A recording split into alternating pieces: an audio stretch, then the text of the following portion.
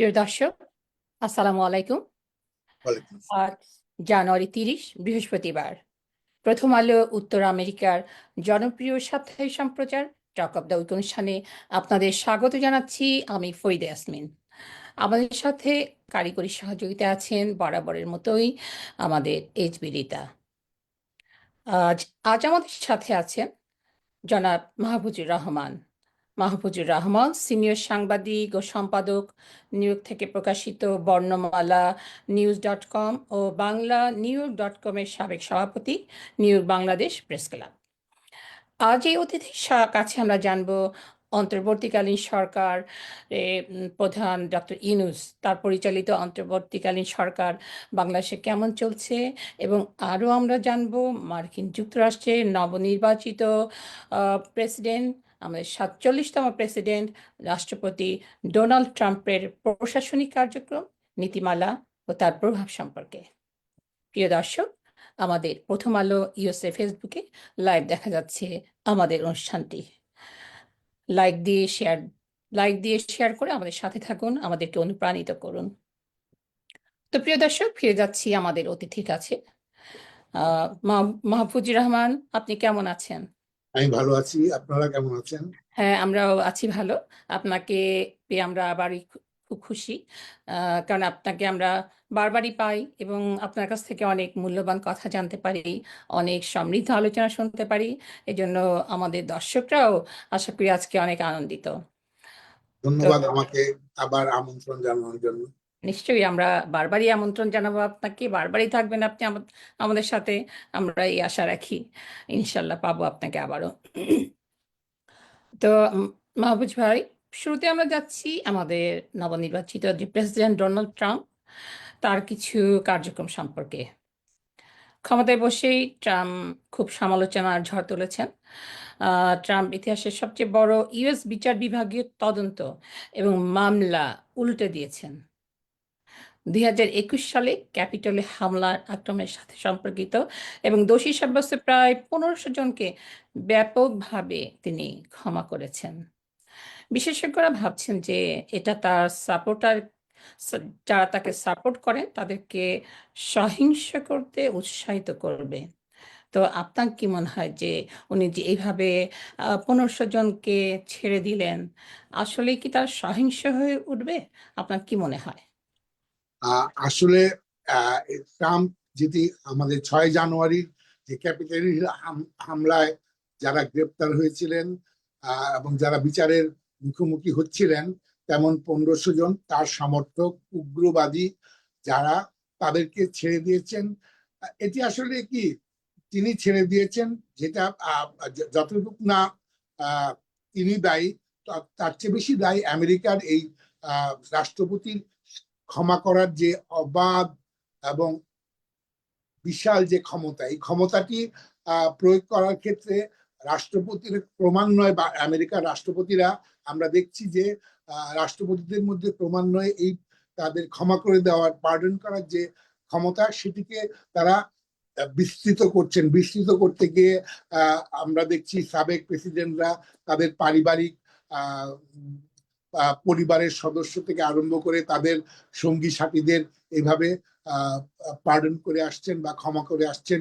সেক্ষেত্রে বর্তমান প্রেসিডেন্ট অতীতে সাবেক প্রেসিডেন্ট হিসাবেও করে আসছেন, এবং এই ধরনের জিনিসটা আসলে আমেরিকার বর্তমান সভ্যতার আলোকে এই একবিংশ শতাব্দীতে আমেরিকার যে সংবিধানে প্রেসিডেন্টকে যে পাওয়ারটা দেওয়া হয়েছে, এই পাওয়ারটা নিয়ে আসলে চিন্তা ভাবনা করা উচিত। কারণ এইভাবে যদি চিহ্নিত অপরাধী এবং যারা রাষ্ট্রের এবং সংবিধানের জন্য হুমকি স্বরূপ, তাদেরকে যদি এভাবে ক্ষমা করে দেওয়ার ক্ষমতা যদি প্রেসিডেন্টের হাতে থাকে এবং প্রয়োগ করে, সেটি কিন্তু ভবিষ্যতে আমেরিকার জন্য অনেক আরো বিপজ্জনক পরিস্থিতি সৃষ্টি করতে পারে। আমরা যেভাবে দেখছি যে 1500 জনকে ক্ষমা করে দিলেন যে ক্যাপিটাল হামলা, যেটি আমেরিকার ইতিহাসে, আমেরিকার গণতন্ত্রের ইতিহাসে গৌরবময় ইতিহাসে একটি কলঙ্কজনক অধ্যায়, এবং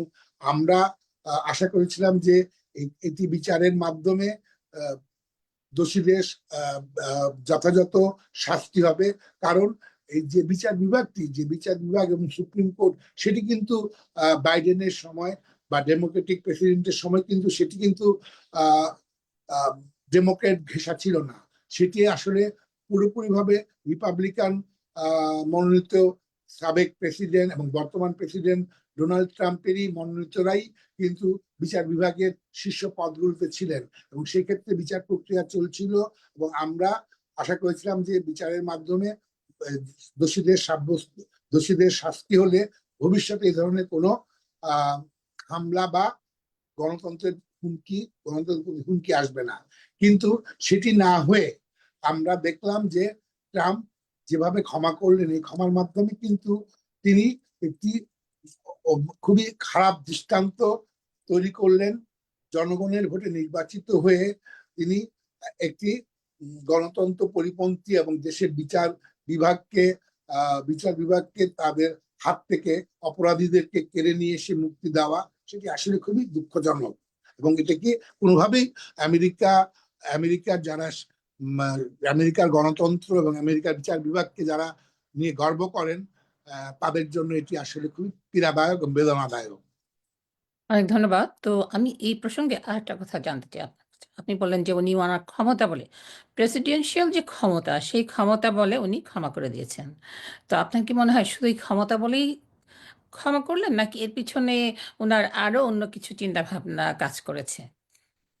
আসলে কিন্তু ঘটনা হয়েছে কি যে ট্রাম্প ট্রাম্প আমেরিকার গণতান্ত্রিক ব্যবস্থায় উগ্রপন্থী বা উগ্রপন্থী বা যারা হলো অতি দক্ষিণপন্থী, তাদের যে সমর্থন ট্রাম্প পেয়ে আসছিলেন, সেই হুম, হুম, সমর্থন অব্যাহত রাখার জন্য এটি কিন্তু তার প্রতিশ্রুতি ছিল।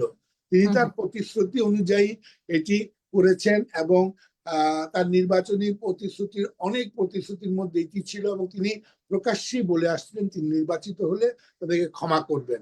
তার মানে তিনি ম্যান্ডেট নিয়ে এসে এটা করেছেন। এখন তিনি যতটুক না এটার জন্য দায়ী, তার চেয়ে দায়ী নির্বাচক মন্ডলী যারা তাকে নির্বাচিত করেছেন, তারাও কিন্তু তাকে এটি করতে উৎসাহিত করেছেন। যদি তিনি নির্বাচিত না হতেন, তাহলে তার পক্ষে এটা করা সম্ভব হতো না। তখন আমরা দেখতাম যে এই অপরাধীরা যারা গণতন্ত্রের জন্য হুমকি এবং আমেরিকার গৌরবময় গণতন্ত্রে কলঙ্কজনক যে অধ্যায় সৃষ্টি করেছিল, তাদের বিচার হতো। এখন আমেরিকার যে গণতান্ত্রিক ব্যবস্থায় যে নির্বাচন পদ্ধতির মাধ্যমে তিনি নির্বাচিত হয়ে আসছেন, সেক্ষেত্রে তিনি এটি ম্যান্ডেট নিয়ে এসেছেন, এবং তিনি তার সমর্থকদেরকে এইভাবে ক্ষমা করে তিনি যদিও একটি খারাপ দৃষ্টান্ত স্থাপন করেছেন, কিন্তু তিনি তার সমর্থকদের মন জয় করে নিয়েছেন।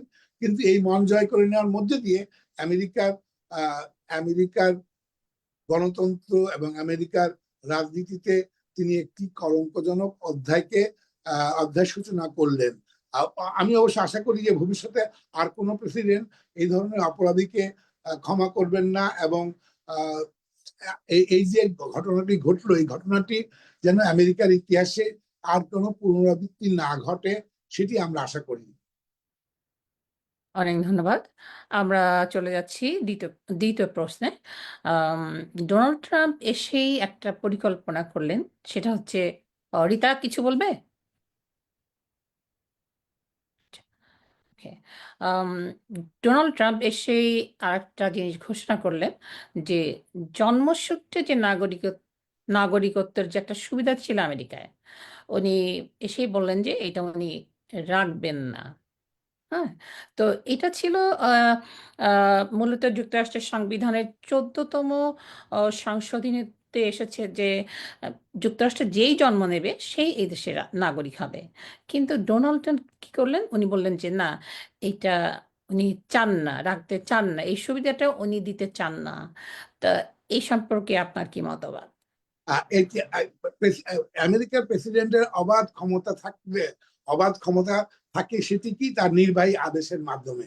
কিন্তু আমেরিকার প্রেসিডেন্টের আমেরিকার প্রেসিডেন্ট চাইলেই এখানকার এদেশের সংবিধানের পরিপন্থী কোনো কাজ করতে পারেন না।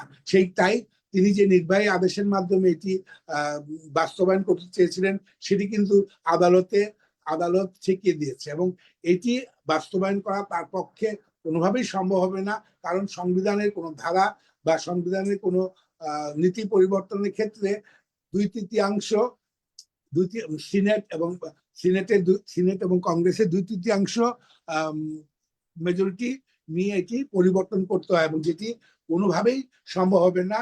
সেক্ষেত্রে ট্রাম্প এটি তার রাজনৈতিক স্ট্যান্ডবাজি হিসাবে এটি যে প্রতিশ্রুতি দিয়েছিলেন সেটি কার্যকর করার জন্যই তিনি একটি নির্বাহী আদেশ দিয়েছেন, এবং এই প্রকার আরো যে কোনো জিনিসগুলো সাংবিধানিক অনেক বিষয়গুলো নিয়ে তিনি ভবিষ্যতে যদি কোনো আদেশ দিয়ে থাকেন, নির্বাহী আদেশ, সেগুলি কিন্তু কার্যকর হবে না। এবং এটি আমেরিকার সংবিধানের, যে আমেরিকা গড়ে উঠেছেই কিন্তু অভিবাসীদের নিয়ে, এবং এই অভিবাসীরাই আমেরিকাকে আজকে এই পর্যায়ে নিয়ে আসছে। আমরা জানি যে ট্রাম্পের মা এই দেশে এসেছিলেন একজন কাগজপত্রহীন অবৈধ অভিবাসী হিসেবে, এবং তার গর্ভেই জন্ম নিয়েছিলেন ট্রাম্প। তার মানে এটি বলতে হয় যে একজন ইমিগ্র্যান্ট এবং একসময় অবৈধ একজন অভিবাসীর গর্ভে জন্ম নেওয়া ট্রাম্পই আজকে দ্বিতীয়বারের মতো আমেরিকার প্রেসিডেন্ট হয়েছেন।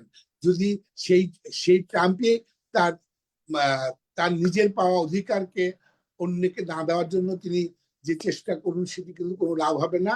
আমরা এরকম আরো দেখবো যে ট্রাম্প যেসব বিষয়গুলি সংবিধানের সঙ্গে সঙ্গতিপূর্ণ সেগুলিকে তিনি পরিবর্তন করার কোনো সুযোগ পাবে না। এবং আমরা আরো জানি যে ট্রাম্প আরো কিছু ক্ষেত্রে এই ধরনের প্রচেষ্টা নেওয়ার জন্য আগামীতে আগ্রাসী আরো অনেক ভূমিকা নেবেন, কিন্তু আমেরিকার সংবিধান তাকে রুখে দিবে। আমি একটু ইন্টারাপ্ট করছি। আপনি যদি আরেকবার একটু আমাদের সংক্ষেপে বুঝিয়ে বলতেন যে যেই কথাটা আপনি এখন বললেন, মানে একজন রাষ্ট্রপতি হিসেবে চাইলেই যে কোনো আইন পরিবর্তন করা যায় না, মানে একটা রাষ্ট্রীয়ভাবে আইন পরিবর্তন করতে কি প্রসেসে, কোন কোন প্রসেসের মধ্যে যেতে হয়? এইটা যেমন সংবিধানের কোন ধারা পরিবর্তন করতে গেলে সিনেট এবং মানে কংগ্রেসের উভয় কক্ষের 2/3 মেজরিটি সম্মতি রাখবে।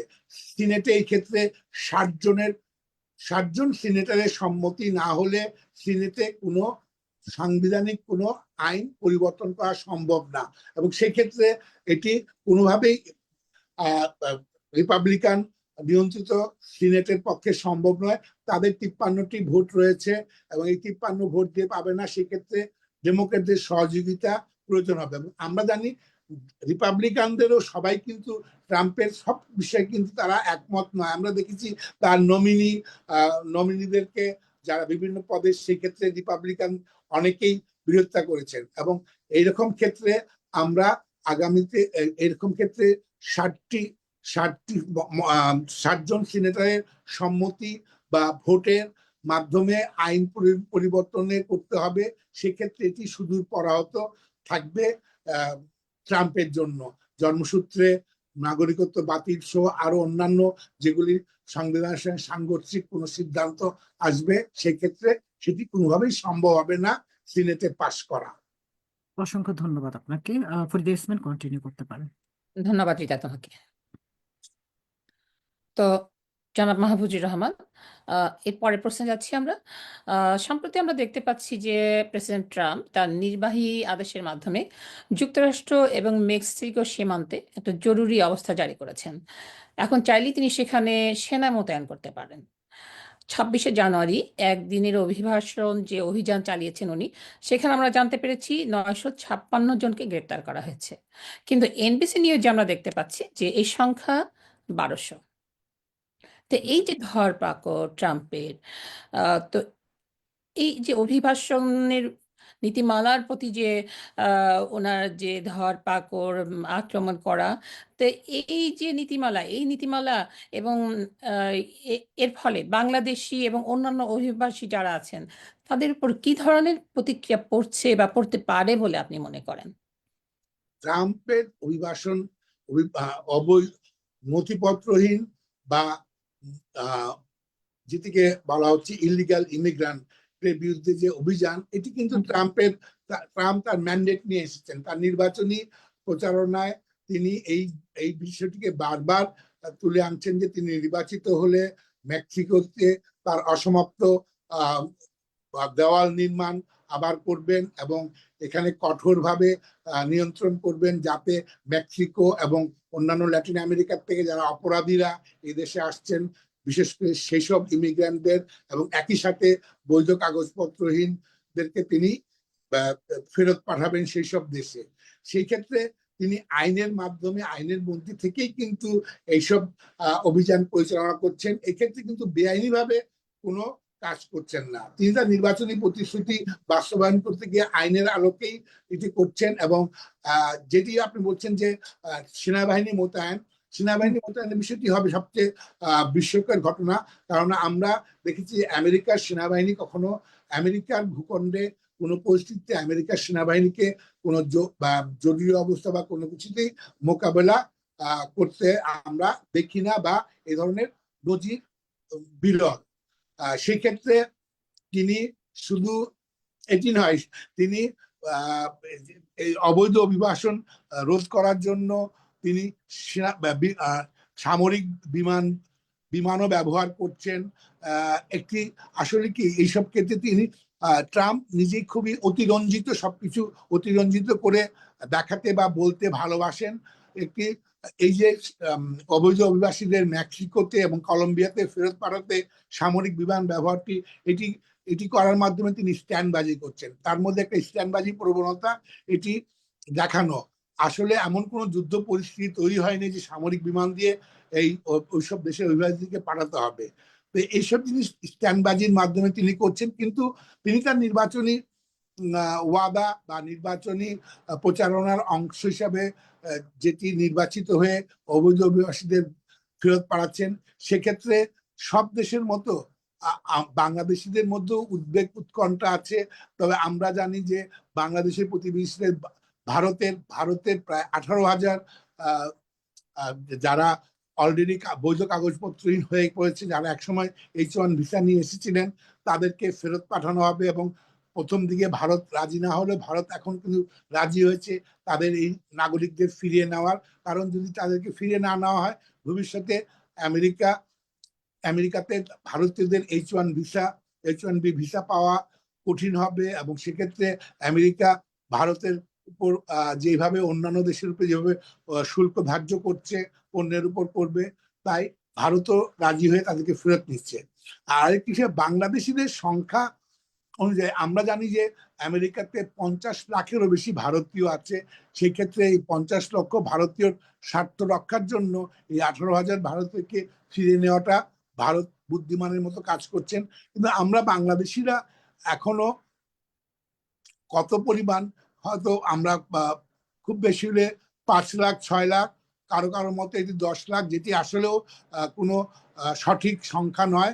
সেক্ষেত্রে বাংলাদেশিদের সংখ্যা অনেক কম। আর আমরা একসময় যখন দেখেছি যে 9/11-এর পর বা ইরাক যুদ্ধের সময় যে পরিস্থিতি সৃষ্টি হয়েছিল, সেই সময় আজ থেকে 20 বছর 22 বছর আগে যে পরিমাণ বাংলাদেশিরা বৈধ কাগজপত্রহীন ছিলেন, বর্তমান ক্ষেত্রে কিন্তু বাংলাদেশিদের বৈধ কাগজপত্রহীন বাংলাদেশের সংখ্যা অত তেমন বেশি নয়। তারপরও অসংখ্য বাংলাদেশি আছেন যাদের হয়তো বৈধতা নেই, বা যারা এদেশে এসেছেন বিভিন্নভাবে সীমান্ত ক্রস করে, মেক্সিকো সীমান্ত ক্রস করে। আমরা দেখেছি যে জেনেছি এবং যে আমরা গত 2-3 দিন আগে যে বাংলাদেশিকে জ্যাকসনে গ্রেপ্তার করা হয়েছে, তিনিও এসেছিলেন মেক্সিকো দিয়ে এদেশে।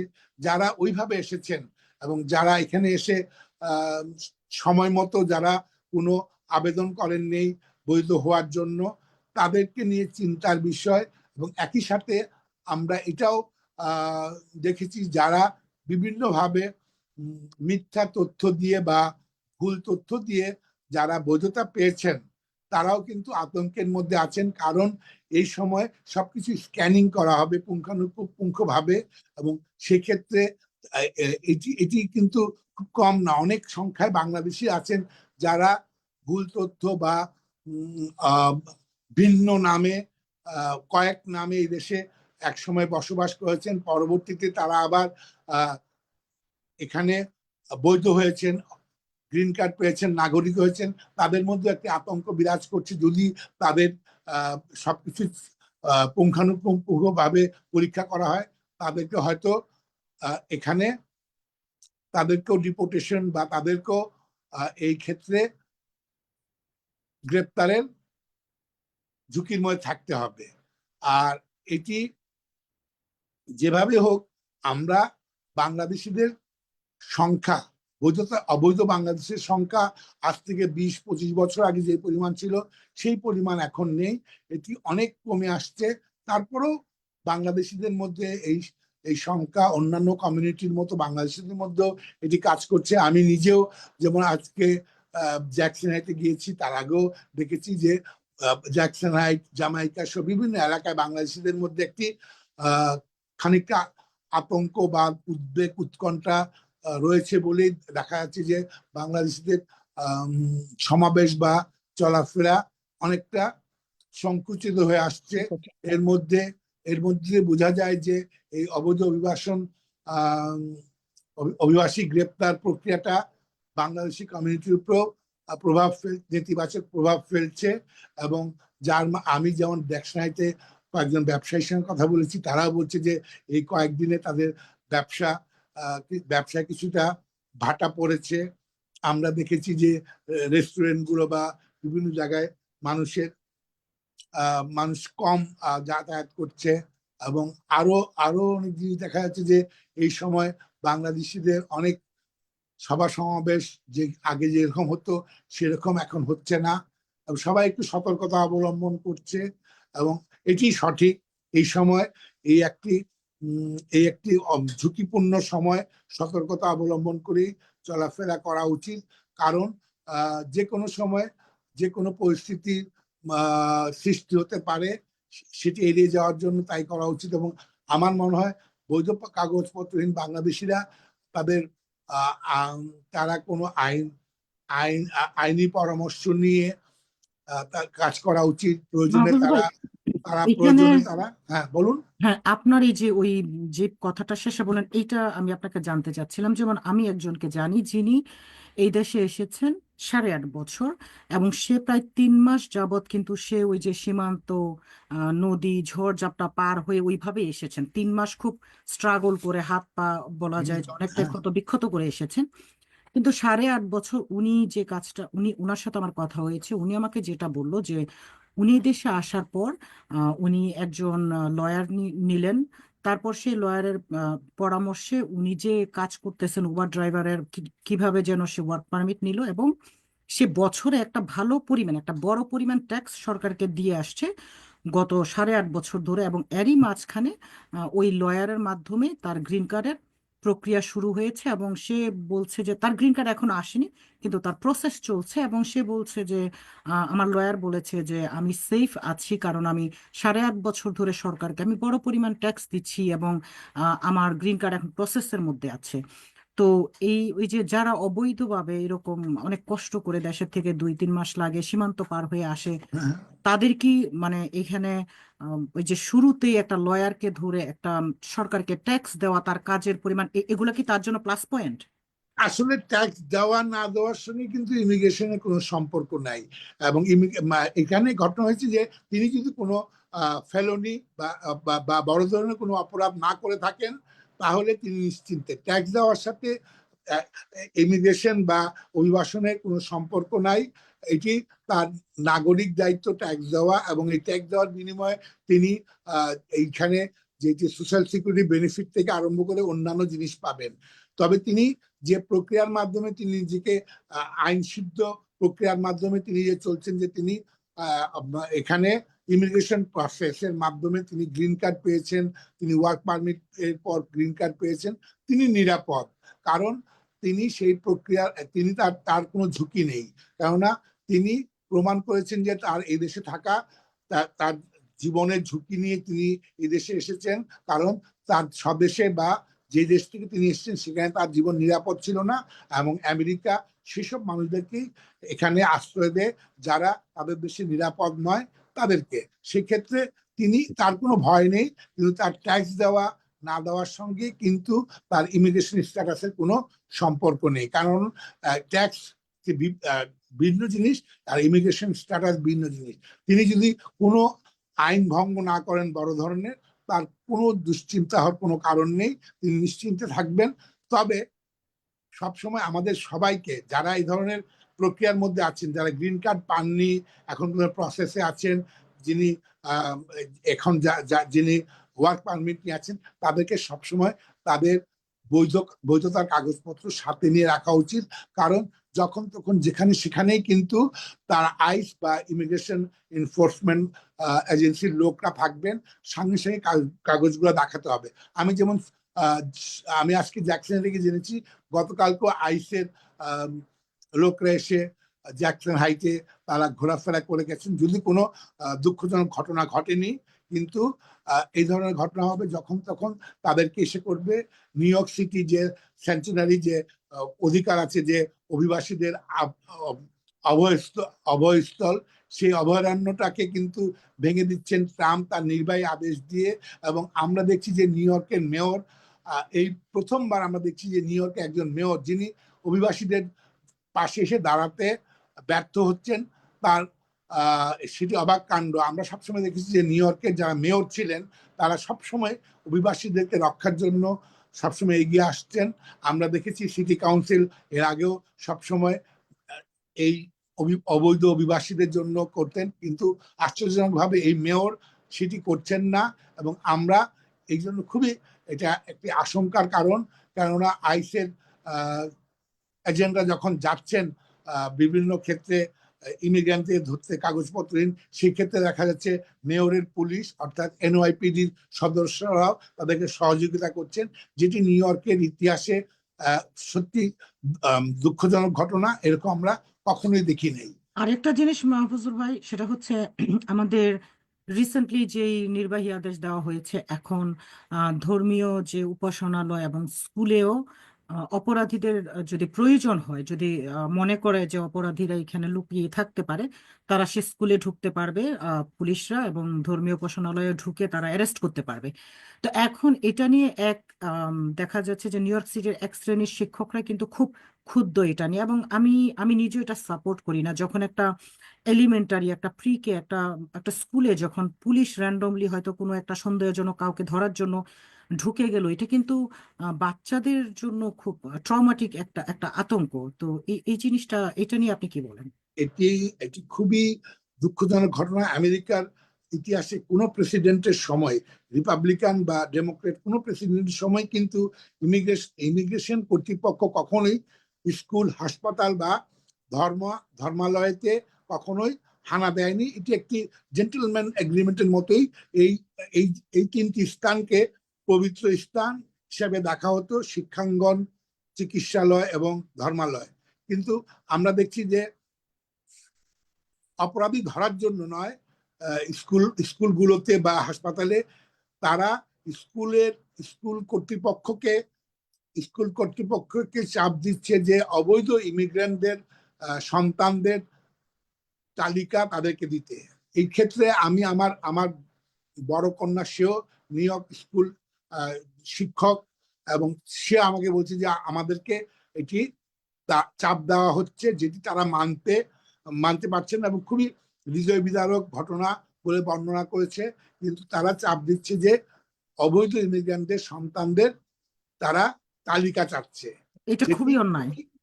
অন্যায়। আমার একজন বন্ধু যিনি এখানে কাজ করেন সোশ্যাল সিকিউরিটি ডিপার্টমেন্টে, তিনি জানিয়েছেন যে তাদের কাছ থেকে তারা তালিকা চাচ্ছে কারা কারা কারা এই ধরনের সুযোগ সুবিধা নিচ্ছে, অবৈধ বা যারা নাগরিক নন, বা যাদের যাদের কারা কারা, তাদের কাছ থেকেও তথ্য, মানে সোশ্যাল সিকিউরিটি ডিপার্টমেন্ট থেকেও না, সমাজসেবা যেটা ডিপার্টমেন্ট থেকেও তারা চাচ্ছে তালিকা।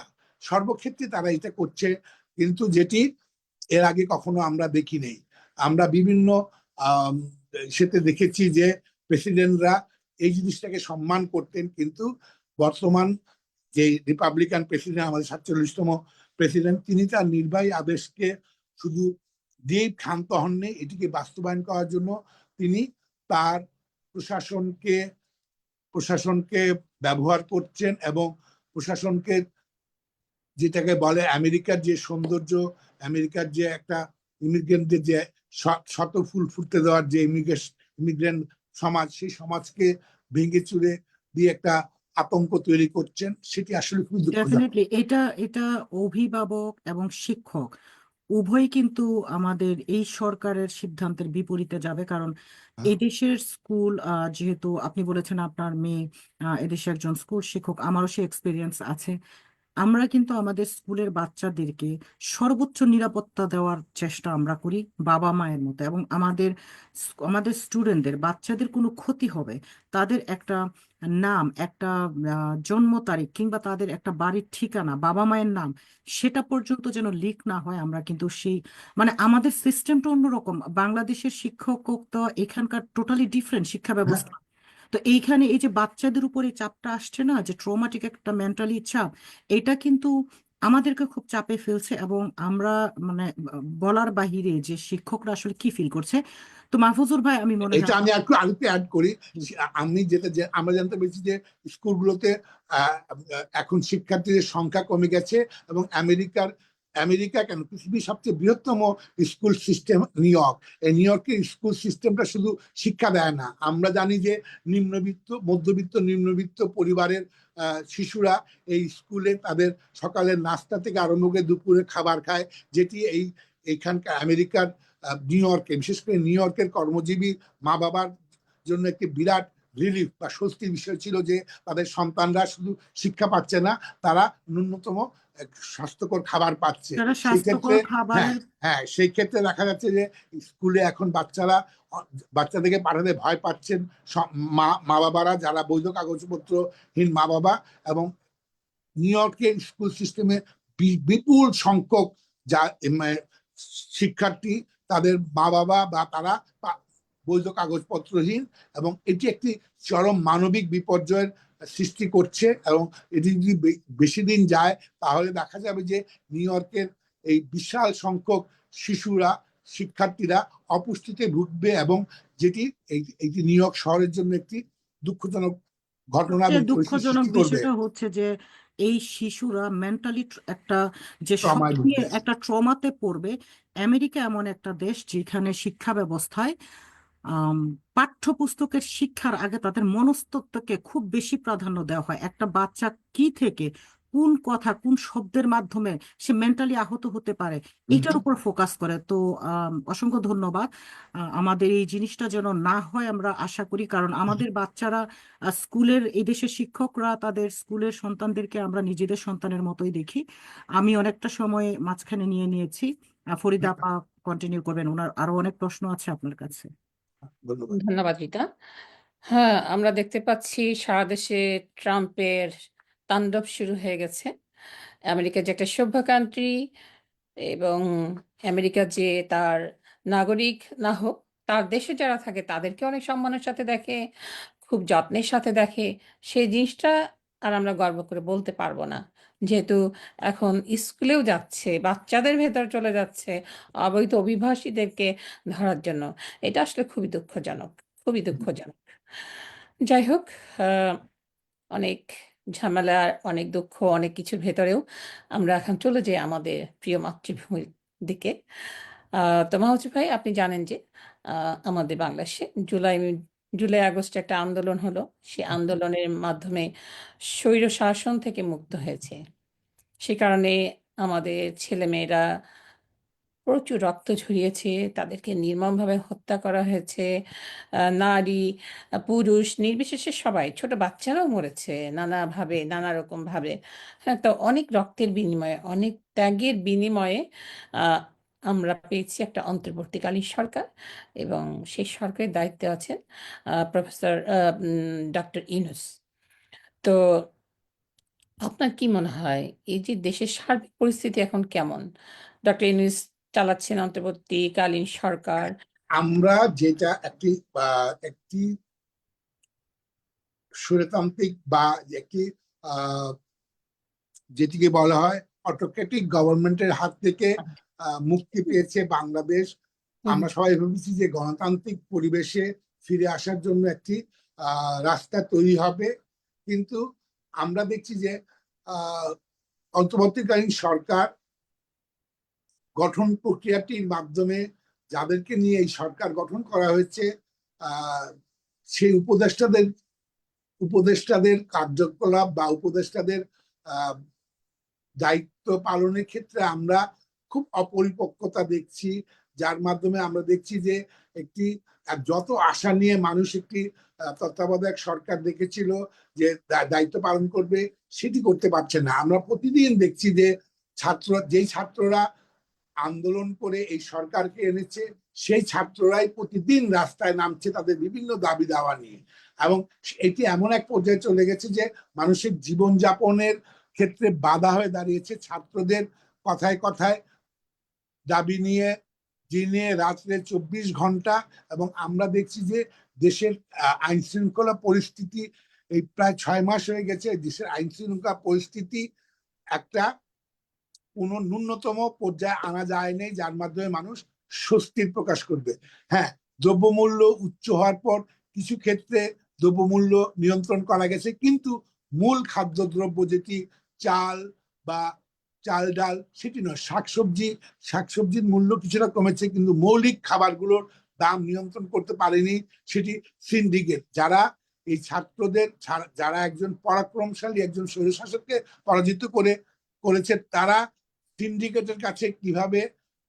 সিন্ডিকেটের কাছে অসহায় হয়ে দ্রব্যমূল্য নিয়ন্ত্রণ আনতে পারছে না, সেটি একটি বিস্ময়কর ঘটনা। এবং একই সাথে আমি দেখছি যে বর্তমান সরকারের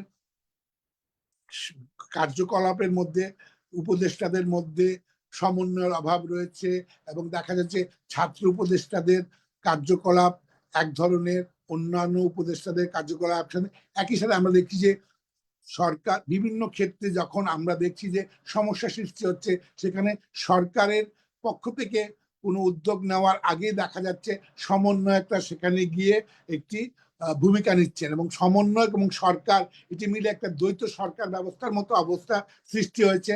সমন্বয়কদের কোনো একটি ঘটনা ঘটলে সেই ঘটনা হয় আইন শৃঙ্খলা রক্ষাকারী প্রতিষ্ঠান অথবা সেখানে সরকার নিজে যুক্ত হয়ে সমাধান করবেন, কিন্তু সমন্বয়করা একটি পক্ষ হয়ে দাঁড়িয়েছে।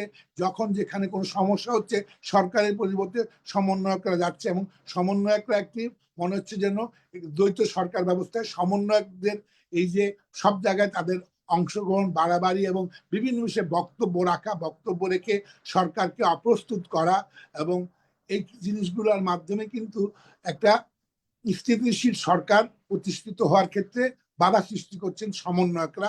যে সমন্বয়করা আন্দোলন করে এই সরকারকে এনেছেন, তারাই তাদের বিতর্কিত কার্যকলাপের মাধ্যমে এই সরকারকে দুর্বল করে দিচ্ছেন।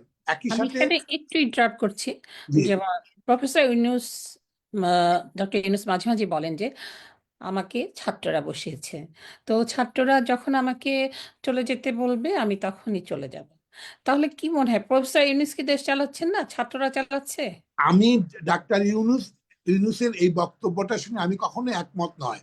আসলে যে একটা আন্দোলনের মাধ্যমে, একটি চূড়ান্ত আন্দোলনের মাধ্যমে 5ই আগস্ট একটি স্বৈরতান্ত্রিক সরকারের পতনের পর তিনি যে দায়িত্ব পেয়েছেন, সেটি শুধু এই ছাত্রদের নয়, 15 বছর ধরে আওয়ামী লীগের একনায়কতান্ত্রিক শাসন ব্যবস্থার বিরুদ্ধে বাংলাদেশের সকল গণতান্ত্রিক শক্তিগুলি আন্দোলন করে আসছিল। সেই আন্দোলনের মাধ্যমে জনগণের একটা বিশাল অংশ বা যারা আওয়ামী বিরোধী অংশ, তারা সংগঠিত হচ্ছিল, তারা জেল জুলুম অত্যাচার সহ্য করে আসছিল, এবং একটি প্রেক্ষাপট তৈরি করেছিল বিএনপি সহ অন্যান্য গণতান্ত্রিক শক্তিগুলি, এবং শেষ মুহূর্তে এসে সেটি সাফল্য দেখেছে আমরা কোটা বিরোধী আন্দোলন থেকেই কিন্তু এটি আসছে। আমরা কখনোই দেখি নাই যে আওয়ামী লীগ সরকারের বিরুদ্ধে কোনো বিপ্লবের কোনো ঘোষণা বা গণ অভ্যুত্থানের কোনো ঘোষণা। এটি কোটা আন্দোলন গিয়ে পরিণত হয়েছে একটি সরকারের বিরুদ্ধে গণ অভ্যুত্থান। এই গণ অভ্যুত্থান কখন কিভাবে হয়? দেশের অধিকাংশ জনগণ যখন একমত হয়ে সরকার পরিবর্তন করতে যায়, যেটি আমরা 90-তে দেখেছি এরশাদ বিরোধী আন্দোলনের সময়, সেটিও কিন্তু এককভাবে আওয়ামী লীগ বা বিএনপির নয়, সেখানে ছিল সব গণতান্ত্রিক শক্তি। তেমনি এখানে একটি গণ অভ্যুত্থান হয়েছে। এই গণ অভ্যুত্থান মুষ্টিমেয় 2-1 লাখ ছাত্রের কারণে হয়নি, সেটি হয়েছে সব গণতান্ত্রিক শক্তিগুলির আওয়ামী লীগ বিরোধী অবস্থানের জন্য। এবং ডাক্তার ইউনূস যখন বলেন যে ছাত্ররা তাকে মনোনয়ন দিয়েছে বলে তিনি হয়েছেন, আসলে নয়। আমরা কি জানি যে সরকার পতনের পর যেটি সামরিক বাহিনীর সামরিক বাহিনীর প্রধান, যিনি আমাদের সেনাবাহিনীর প্রধান, তিনি সকল রাজনৈতিক দলের সঙ্গে মতামতের ভিত্তিতেই কিন্তু ডক্টর ইউনূসকে এই সরকারের দায়িত্ব নেওয়ার জন্য আহ্বান জানিয়েছেন। ডক্টর ইউনূস সেক্ষেত্রে এইসব সকল রাজনৈতিক দলের মতামতকে, তার প্রতি যে তাদের আস্থা, সেই আস্থাটাকে তিনি অসম্মান করেছেন শুধু ছাত্রদেরকে বলে। ছাত্রদের কোনো অধিকারই ছিল না তাকে নিয়োগ করার, কেননা সংবিধানকে সাংবিধানিক ধারাবাহিকতা বজায় রাখার জন্য রাজনৈতিক দলগুলির সম্মতির প্রয়োজন ছিল, এবং রাজনৈতিক দলগুলি সম্মতি দিয়েছিল বলে কিন্তু একটি তত্ত্বাবধায়ক সরকার ব্যবস্থা এসেছিল। আর ছাত্ররা যদি সরকার গঠন করত, সেই সরকার সাংবিধানিক সরকার হতো না, আর সেই সরকার হতো বিপ্লবী সরকার। তারা বিপ্লবী সরকার গঠন করে নাই, তারা এসে 6 মাস পর তাহলে কি বিপ্লবের এটা বিপ্লবী সরকার নয়? কোনোভাবেই বিপ্লবী সরকার নয়, এটি সাধারণ দৃষ্টিতে গণ অভ্যুত্থান, গণ অভ্যুত্থানের মাধ্যমে একটি তত্ত্বাবধায়ক সরকার হচ্ছে সাংবিধানিক সরকার। সাংবিধানিক সরকার কখনো বিপ্লবী সরকার হতে পারে না। বিপ্লবী সরকার হলে সংবিধান বাতিল করে তারা সরকার পরিচালনা করবে। এখন এটাকে বিপ্লবের রূপ দেওয়ার জন্য তারা এখন প্রোক্লেমেশন তৈরি করার জন্য। আমরা পৃথিবীতে কখনোই দেখি নাই যে ডিম সিদ্ধ হওয়ার পর সেই ডিমকে আবার কাঁচা ডিম বানানো। তাদের বিপ্লব যদি হয়ে থাকে জুলাই আগস্ট মাসে, বিপ্লবের আগেই বিপ্লব সমাধান হওয়ার আগে, বিপ্লবের বিজয়ের আগেই বিপ্লবের প্রোক্লামেশন তৈরি করা হয়, যেটি আমাদের বাংলাদেশের স্বাধীনতার প্রোক্লামেশন 10 এপ্রিল তৈরি করা হয়েছিল। আমরা স্বাধীন হয়েছি 16 ডিসেম্বর। পৃথিবীর সব দেশেই বিপ্লবের আগে, বিপ্লব সফল হওয়ার আগে প্রোক্লামেশন তৈরি করা হয়। কখনোই বিপ্লব সমাধান হওয়ার পর, বিপ্লবের সাফল্যের পর প্রোক্লামেশন তৈরি করা হয়নি। এটাকে জোর করে বিপ্লব বাড়ানোর জন্য যে প্রোক্লামেশন তৈরি কথা বলেছেন, সেটি তাদের সেই প্রচেষ্টা ব্যর্থ হয়েছে, এবং এই ব্যর্থতার মাধ্যমে প্রমাণ হয়েছে যে এটা কোনো বিপ্লব ছিল না, এটি একটি সাংবিধানিক পরিবর্তনের একটি ধারাবাহিকতায় তত্ত্বাবধায়ক সরকার এসেছে, এবং একটি অটোক্রেটিক গভর্নমেন্টকে অপসারণ করা হয়েছে। তাহলে এই যে ছাত্ররা এত প্রাণ দিল, বলল যে আমরা সংস্কার করব, তার মানে কি সংস্কারও হবে না? ছাত্ররা প্রাণ দিল কিসের জন্য? আমরা 3 আগস্টের আগ পর্যন্ত আমরা জানি যে কোটা বিরোধী আন্দোলনে ছাত্ররা কোটা বিরোধী আন্দোলন করতে গিয়ে তারা মারা গেছে। 3 আগস্টে এক দফা আসছে। 3 আগস্ট থেকে 5 আগস্টের যে আন্দোলন, এই আন্দোলন এই 2 দিন বা আড়াই দিনের আন্দোলনে, 2 দিন বা আড়াই দিনের আন্দোলনে তো বিপ্লব হয় না। কেননা আমরা 3 আগস্টের আগ পর্যন্ত জানি এটি কি কোটা বিরোধী আন্দোলন। কোটা বিরোধী আন্দোলন, সেখানে কোটা বিরোধী আন্দোলনে সেনাবাহিনীকে দিয়ে দমনের চেষ্টা করেছিলেন শেখ হাসিনা, সাবেক প্রধানমন্ত্রী, কিন্তু সেনাবাহিনী এখানে সম্মতি দেয় নাই। তাহলে এই বিপ্লব যদি এটি বিপ্লব হয়ে থাকে, তাহলে বিপ্লবের সিপাহসারা তাহলে সেনাবাহিনী প্রধান হবেন, ছাত্ররা হবেন কেন? সেনাবাহিনী সম্মতি দেয় নাই জনগণকে রুখার জন্য, তাহলে বিপ্লবের সিপাহসালার হবেন সেনাবাহিনী প্রধান, ছাত্ররা সমন্বয়টা কিভাবে হবে? আচ্ছা, অনেক ধন্যবাদ। এইবার যাচ্ছি যে দেশি বিদেশি উৎস থেকে 18,25,000 কোটি টাকা সরকারি ঋণ রেখে দেশ ছেড়ে গেছেন সাবেক প্রধানমন্ত্রী শেখ হাসিনা। দেশি এবং বিদেশি থেকে 18 লাখ থেকে 25,000 কোটি সরকারি ঋণ রেখে প্রধানমন্ত্রী শেখ হাসিনা দেশ ছেড়ে গেছেন। তা 2009-এ 2009 সালে শেখ হাসিনা যখন ক্ষমতা গ্রহণ করেন, তখন সরকারের ঋণ স্থিতি ছিল 2,76,830 কোটি টাকা। আওয়ামী লীগের 1.5 দশকের শাসনামলে সরকারের ঋণ স্থিতি বেড়ে হয় 15,58,206 কোটি টাকা। তো অনেকেই বলছেন যে অর্থনৈতিকভাবে একটা ভঙ্গুর রাষ্ট্র ব্যবস্থার দায়িত্ব নিয়েছেন ডক্টর ইউনূস, যা মোকাবেলা করে দাঁড়াতে সময়ের প্রয়োজন। এদিকে দেশের জনগণের দিকেও তাকে সহায়ক হতে হচ্ছে, বিভিন্ন খাতে বিনিয়োগ করতে হবে। তো এ নিয়ে আপনার মতামত জানতে চাই। ডক্টর ইউনূস কি পারবে সবকিছু সামলে দেশের অর্থনীতিকে পুনরুদ্ধার করতে? আসলে 2009 সালে বাংলাদেশের আহ, অর্থনীতি যে অবস্থায় ছিল সেই অবস্থা থেকে 2000 ক্রমান্বয়ে বাংলাদেশের অর্থনীতি প্রবৃদ্ধির দিকে বেড়েছে। 2009 সালের আগে বাংলাদেশের প্রবৃদ্ধি ছিল চার 4%-এর নিচে। আমরা দেখেছি যে ক্রমান্বয়ে 2011, 12, 13, 14 নিয়ে প্যান্ডামিকের আগ পর্যন্ত 2008 সাল পর্যন্ত বাংলাদেশের প্রবৃদ্ধি ছিল 6%-এর উপরে, যেটি বিশ্বে বিরল ছিল।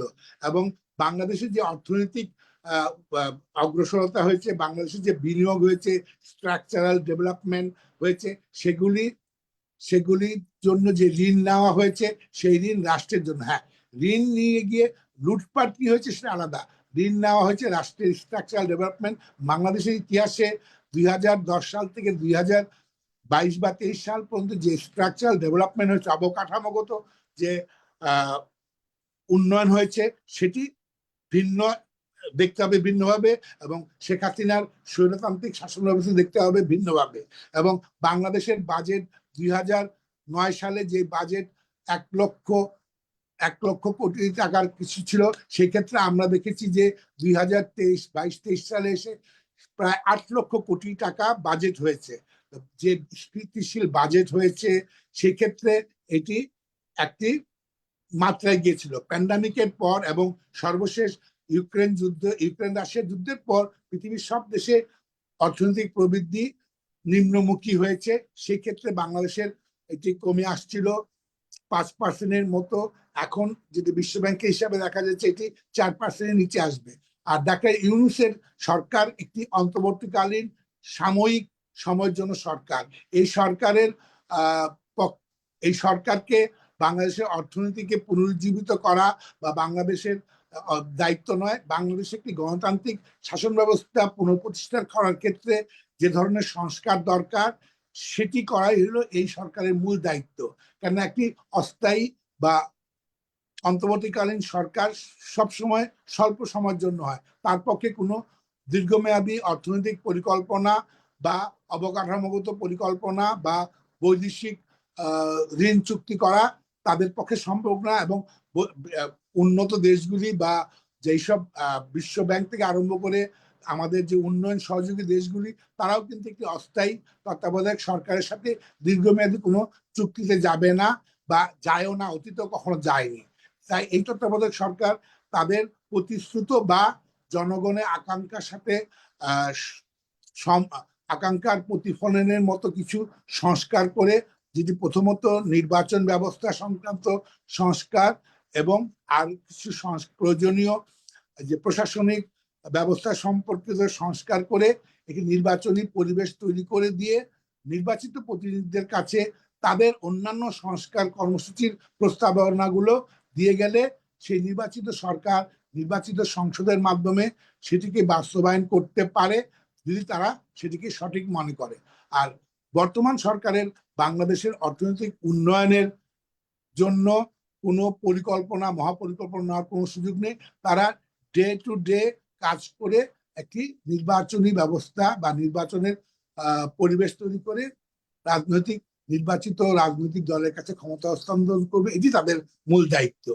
অনেক ধন্যবাদ। অর্থাৎ আপনি বলতে চাচ্ছেন যে নির্বাচিত এই অন্তর্বর্তীকালীন সরকারের অত দায়িত্ব নাই, তারা একটা সুন্দর পরিবেশ সৃষ্টি করবে এবং একটা সুষ্ঠু নির্বাচন উপহার দিবে, এইটাই আপনার প্রত্যাশা এবং আপনি জনগণেরও প্রত্যাশা পাই।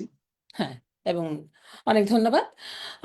এখন আসছি জুলাই আন্দোলনে যে শহীদ হয়েছেন অনেকে শহীদ হয়েছেন, অনেকে আহত হয়েছেন, এবং আমরা প্রায় দেখি নিউজে দেখি যে দেখা যাচ্ছে যারা আহত হয়েছেন তাদের অবস্থা খুব করুণ।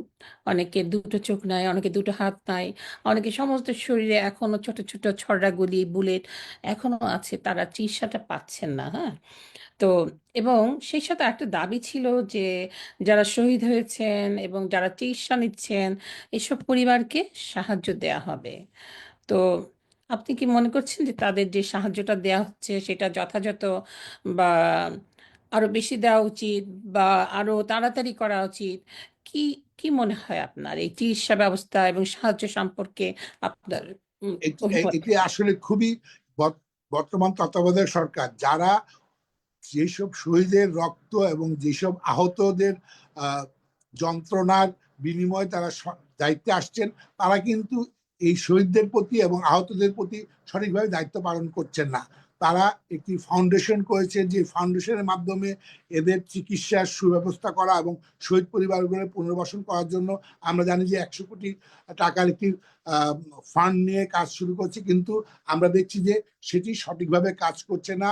এবং সেই ক্ষেত্রে আমরা দেখছি যে আহতদের ঘটনাগুলি, প্রকৃত আহতরা রাস্তায় নেমে আসছে, যারা হাসপাতালে যাদের থাকার কথা তারা তাদের দাবির জন্য রাস্তায় নেমে আসছে। এবং এটি এই সরকারের জন্য এবং সমন্বয়ক যারা নিজেদেরকে এই তাদের তথাকথিত বিপ্লবের নায়ক মনে করেন, তাদের জন্য লজ্জাজনক ব্যাপার। আমরা দেখছি যে তারা সঠিকভাবে এইটি ব্যবস্থাপনা করতে, তাদের যে দায়িত্ব, এই যে খুব বেশি না, কিছু যারা কয়েকশো শহীদ পরিবার, এখন পর্যন্ত সরকারি হিসাবে 835 জন শহীদ হয়েছেন, যেটি তালিকা, এবং কয়েক হাজার আহত। এই এই আহত এবং শহীদ পরিবারকে যদি তারা সঠিকভাবে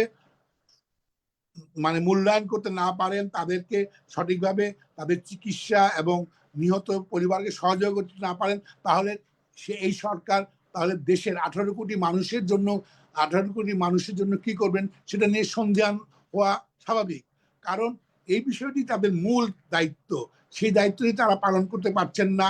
আমরা দেখছি যে উপদেষ্টারা এই ব্যাপারে ঠিকমতো কাজ করছেন না, স্বাস্থ্য উপদেষ্টা তার দায়িত্ব পালনে ঠিক মতো এসে হচ্ছেন না, স্বরাষ্ট্র উপদেষ্টাও সেই ব্যাপারে ব্যর্থ হচ্ছেন। আমরা দেখছি যে এই জিনিসটি এই সরকারের সবচেয়ে চরম ব্যর্থতার মধ্যে এটি অন্যতম, যে এই শহীদ পরিবারকে সাহায্য না করতে পারা সঠিকভাবে এবং আহতদের সুচিকিৎসা এবং তাদের ক্ষতিপূরণ দেওয়ার ক্ষেত্রে তারা ব্যর্থ হচ্ছেন। আমরা দেখেছি যে সার্জিস আলম অন্যতম সমন্বয়, তিনি পদত্যাগ করেছেন যে সংগঠনটির মাধ্যমে এদেরকে সহায়তা করার জন্য। এটি তার ব্যর্থতা যে তিনি বিভিন্ন জায়গায় বিভিন্ন সময় বক্তব্য রাখেন জ্বালাময়ী, কিন্তু তাকে একটি দায়িত্ব দেওয়া হয়েছে, সেই দায়িত্ব থেকে তিনি পদত্যাগ করেছেন কোনো কারণ ছাড়াই। এটি তার ব্যর্থতাই আমি ধরে নেব। আর একটা কথা আপনার কাছে জানতে চাচ্ছি, আমি কিছুদিন আগে একটা ইউটিউবে একটা সাক্ষাৎকার দেখলাম ডক্টর ইউনূসের, কোন একটা টিভি চ্যানেলকে উনি সাক্ষাৎকার দিচ্ছেন। তো যিনি সাংবাদিক ডক্টর ইউনূসকে জিজ্ঞেস করলেন যে জুলাই আগস্টে যেসব যারা শহীদ হয়েছেন এবং আহত হয়েছেন তাদেরকে তো সাহায্য করার কথা ছিল, কিন্তু এখনো কেন হচ্ছে না, তাদের কাছে এখনো সেই সাহায্যের অর্থটা পৌঁছায়নি, কি কারণ? তখন ডক্টর ইউনূস মিষ্টি হেসে বললেন যে আসলে টাকা তো সমস্যা না, টাকা তো আছেই, আমরা আসলে জানি না টাকাটা কিভাবে দিতে হবে। তো আমি সামান্য একজন মানুষ, আহ, তারপরে আমার মাথায় অনেক প্রশ্ন আসলো। ডক্টর ইউনূস একজন নোবেল লরিয়েট, উনি গ্রামীণ ব্যাংক চালিয়েছেন, তো উনি কেন এই ধরনের বক্তব্য দিচ্ছেন? আপনার কি মনে হয় কেন উনি এই ধরনের বক্তব্য দিলেন? তিনি এই ধরনের বক্তব্য আসলে একজন রাষ্ট্র পরিচালনা রাজনীতিবিদদের, এবং উনি বারবার এটি প্রমাণ করছেন। উনি উনি নিউ ইয়র্কে এসে জাতিসংঘের প্রোগ্রামে বললেন মেটিকুলাসলি প্ল্যান একটি বিপ্লব হয়েছে, আন্দোলন হয়েছে। উনি জাতিসংঘের আরেকটি প্রোগ্রামে গিয়ে এই কয়েকদিন আগেই জেনেভাতে গিয়ে বললেন যে এটি এটি এটি মেটিকুলাস প্ল্যান নয়, এটি এটি স্বতঃস্ফূর্তভাবে মানুষের এবং জনগণের সাথে। আসলে আমরা তার কোন কথাটা ধরবো? তিনি নিজের কথায় নিজে এসে করেন। আমরা ডাক্তার ইউনূসের প্রতি আমাদের বিশাল আশা ছিল, তার মতো নোবেল লরিয়েট অনেক কিছু করবেন, কিন্তু তিনি দায়িত্ব নেওয়ার সাথে সাথেই কি হলো যে আদালতে চলমান শ্রম আদালতে চলমান মামলায়, যেটি তার প্রতিষ্ঠানকে 666 কোটি টাকা শ্রমিকদের পাওনা টাকাটি তিনি কি করলেন, সেটি তার আদালতের রায় বাতিল করে নিলেন। এত তাড়াহুড়া করে তিনি সেটা করলেন। আমরা দেখলাম যে গ্রামীণ ব্যাংকের জন্য আগাম 5 বছর কর মওকুফের ঘোষণা আদায় করে নিলেন। একই সাথে আমরা আরো দেখলাম যে যেই ব্যাংকটি, গ্রামীণ ব্যাংক, বাংলাদেশের সংসদে আইন পাশ করে যেটি করা হয়েছিল এবং যেই ব্যাংকের মালিকানা ৭৫% সরকারের ছিল, অর্থাৎ জনগণের ছিল, সেটি কমতে কমতে সর্বশেষ অধ্যাদেশের মাধ্যমে সেটির মালিকানা মাত্র 5% সরকারকে অর্থাৎ জনগণকে রাখা হয়েছে। এইসব বিষয়গুলির মাধ্যমে আমরা দেখছি যে রাজনীতিবিদদের চেয়েও অনেক দ্রুত তিনি তার ব্যক্তিগত বিষয়গুলির ব্যাপারে খুব সচেতনভাবে কাজ করছেন। এবং তার যে কথাগুলি, উনি কথায় কথায় বলেন যে আপনারা না চাইলে আমি চলে যাব, উনাকে এই কথাগুলো খুব বালসুলভ মনে হয়। কারণ একটি রাষ্ট্রের দায়িত্ব যিনি নেন, তিনি যদি কথায় বলেন যে আপনারা না চাইলে আমি চলে যাব, আমি তো আসতে চাই নাই, আবার উনি কখনো বলেন যে আমার অভিজ্ঞতা নাই, উনি যখন বলেন আমার অভিজ্ঞতা নাই আমি চলে যাব, তাহলে উনি কেন এই দায়িত্ব নিয়েছেন সেটি এখন প্রশ্নবিদ্ধ। কারণ উনি যদি দায়িত্ব না নিতেন, উনি যদি জানেন না, উনি বলছেন যে আমার অভিজ্ঞতা নাই, তো উনি এই অভিজ্ঞতা নাই, তাহলে উনি এই দায়িত্ব না নিলে আমরা অন্য অভিজ্ঞ কাউকে এই দায়িত্ব দিতাম, যিনি আমাদেরকে আরো আশার আরো শক্তিশালীভাবে এই সরকার পরিচালনা করতে দিত। এবং তিনি যেভাবে বলছেন যে এটি কিভাবে ব্যবহার করা হবে, তিনি একটি গ্রামীণ ব্যাংক পরিচালনা করেন, তিনি কি জানেন না কিভাবে এটি একটি ব্যাংকের অর্থ কিভাবে বিতরণ করা হয়, সবকিছু করা হয়। তিনি কি ইচ্ছা করলে গ্রামীণ ব্যাংকের মাধ্যমেই ইচ্ছা করলে এইসব শহীদ পরিবার এবং আহতদেরকে টাকাগুলো বিতরণ করতে পারতেন, তার ব্যাংককে ব্যবহার করে, তার ব্যাংকের মাধ্যমে করতে পারতেন। অথবা তিনি না পারলে মানুষকে ডাকুক, বাংলাদেশে অনেক অনেক বিশেষজ্ঞ রয়েছেন, তাদের পরামর্শ নিই। তার উপদেষ্টার বাইরে, তার উপদেষ্টা মন্ডলীর বাইরেও দেশে অনেক জ্ঞানী গুণী বিশেষজ্ঞ রয়েছেন, তাদেরকে নিয়ে বসে এই যে শিশু উপদেষ্টা বা যারা সমন্বয়ক উপদেষ্টা, তাদেরকে বাদ দিয়ে দেশের বিশেষজ্ঞদেরকে নিয়ে তাদের পরামর্শ নিয়ে এটা করতে পারতেন। তিনি যেভাবে এই কথাগুলো বলেন, আসলে সে কথাগুলো কিন্তু রাষ্ট্রপ্রধানের বা সরকার প্রধানের মুখে মানায় না। অনেক ধন্যবাদ আপনাকে। চলে যাচ্ছি আমাদের সর্বশেষ প্রশ্নে। আপনি ব্যক্তিগতভাবে কেমন বাংলাদেশ দেখতে চান? আমি কেন, সবাই আমরা একটা সমৃদ্ধশালী উন্নত বাংলাদেশ দেখতে চাই, যে বাংলাদেশ গড়বে বাংলাদেশের সব রাজনৈতিক দল যারা স্বাধীনতার পক্ষের এবং যারা বাংলাদেশকে হৃদয়ে ধারণ করে, যাদের মধ্যে বাংলাদেশ বিরোধী কোনো চেতনা নেই, যারা বাংলাদেশকে যারা তাদের ভবিষ্যৎ সন্তানদেরকে বাংলাদেশের সুনাগরিক হিসেবে দেখতে চায়। আমি মনে করি যে বাংলাদেশকে আমরা যারা বিদেশে থাকি, যেভাবে আমরা বাংলাদেশের প্রতি আমাদের যে আকর্ষণ, সেই আকর্ষণটা বাংলাদেশের মধ্যে বসবাসকারী মানুষের মধ্যে আরো বেশি আছে আছে বলে আমরা দেখি যে সময় সময় তারা বাংলাদেশের গণতন্ত্রের জন্য জীবন দেন। আমরা প্রবাস থেকে হয়তো সমর্থন করি, কিন্তু তারাই গণতন্ত্রের জন্য লড়াই করেন, জীবন দেন, তারাই বাংলাদেশের উন্নতির জন্য, বাংলাদেশের কৃষকরা ক্ষেত খামারে, বাংলাদেশের শ্রমিকরা কলকারখানা গার্মেন্টসে কাজ করেন, বাংলাদেশের অর্থনীতিকে মজবুত করতে, বাংলাদেশের বৈদেশিক মুদ্রা অর্জনের জন্য তারা পরিশ্রম করেন। সবসময় সবাই বলেন যে আমরা প্রবাসীরাই দেশকে সবচেয়ে বেশি সেবা দেই বা আমরা রেমিটেন্স পাঠাই। না, আমি মনে করি বাংলাদেশের কৃষকরা, বাংলাদেশের শ্রমিকরাই বাংলাদেশের আসল সম্পদ এবং তারাই বাংলাদেশকে টিকিয়ে রেখেছে। আমরা প্রবাসীরা আমরা রেমিটেন্স পাঠাই, কিন্তু আমরা দেশের স্বার্থের কথা চিন্তা করে না। আমরা আমাদের আত্মীয় স্বজনদেরকে ভরণ পোষণের জন্য বা আমরা আমাদের ব্যবসা বাণিজ্যের জন্য দেশে টাকা পাঠাই, কিন্তু একটা কৃষক সকালে উঠে কিন্তু খেতে খামারে যায়, একজন শ্রমিক একটি কারখানায় যায়, সে কিন্তু শুধু তার নিজের পেটের ভাত জোগাড়ের জন্য না বা নিজের অর্থ জোগাড়ের জন্য না, তিনি সেই কৃষক তার প্রয়োজনের চেয়ে অতিরিক্ত ধান শস্য উৎপাদন করেন। একজন শ্রমিক 8 ঘন্টা 10 ঘন্টা কাজ করে গার্মেন্টসে উৎপাদন করেন, তেমনি অন্যান্য কলকারখানায়, তারাই বাংলাদেশ বিনির্মাণে আসল সৈনিক, আসল সে। আমরা প্রবাসীরা অনেক কিছু দাবি করি, কিন্তু প্রবাসীদের চেয়ে বাংলাদেশের কৃষক শ্রমিকরাই বাংলাদেশকে গড়ে তুলছেন, এবং এই কৃষক শ্রমিকরাই বাংলাদেশকে আগামীতে আরো গড়ে তুলবেন যদি আমরা এই কৃষকদেরকে আরো সুযোগ সুবিধা দেই, আমরা শ্রমিকদের জীবনমান উন্নয়ন করি, তাহলে বাংলাদেশ একটি উন্নত, কৃষি উন্নত, একই সাথে শিল্প উন্নত বাংলাদেশ গড়ে উঠবে, যেই বাংলাদেশ হবে সোনার বাংলা, এবং সেই বাংলাদেশই আমি স্বপ্ন দেখি। অনেক ধন্যবাদ আপনাকে। আসলে আমরা সবাই চাই এরকম একটা সুখী, সমৃদ্ধ, সুন্দর বাংলাদেশ গড়ে উঠুক। আম আমরা সেটাই চাই। প্রিয় দর্শক, অনেক সুন্দর আলোচনা হচ্ছিল, প্রাণবন্ত আলোচনা হচ্ছিল। আমাদের সময় শেষ। আমাদের আজকের এই অনুষ্ঠান আলোকিত করার জন্য অতিথিসহ সকল দর্শকদের আবারও ধন্যবাদ। আসছে বৃহস্পতিবার রাত ৯টায় আবারও দেখা হবে। আপনার সাথে জীবন আনন্দের হোক, ভালোবাসার হোক। শুভরাত্রি।